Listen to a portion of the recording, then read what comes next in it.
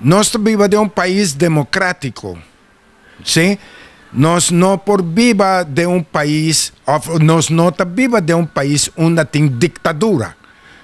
Passou a forma que nós atender, que gente não arriba Bonaire atualmente empresário não, de qual a mim uno, tá um sistema de ditadura. E não funciona assim, não. Não por bisami, sim, vou por abre, pero vou de condição aqui.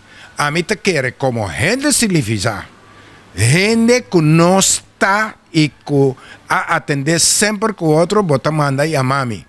Sim? Bota manda chamar-me, bota mandar-me, senhor Félix, que bota quer, ou como bota quer, que nós possamos com o lugar aqui, tá drai toch. Até bota permitir um cassino, já traja de 2 horas de madrugada. Tá uma sala que o pachi tá abre, já 8 horas da noite, uma bolsa saco. O pachi seu trabalho, seu labor tá começar depois de 10 horas da noite. Já praticamente não seguiu esse sistema, já que a hora puxa, tá dormir, já que tá subir mesa. Well, essa aqui tá a ideia. Se é dama sa, of me manda informe, paso me tenho que mandar informe turcos com o negócio que te traga, adelantar, laga e visa que te vai de acordo com ele. Dus, nós hasi é aqui. Nanta manda bisabo na nota bini. Paso ambra pananting ko bini e traga 2 horas só, ya anto eting ko sera, ya na nota bini, paso ambra nota rendable panang.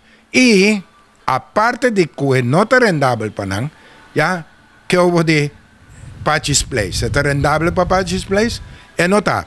Agora, bota bisami de outra palavra. Não, é bar será já Jesus. Pero é gente porque da para dentro. Amigo bom, uma pergunta para gente do pueblo de Bonaire. Auto por correr sem gasolina? Tá uma pergunta. Você não pensei. Já? E não está funcionando.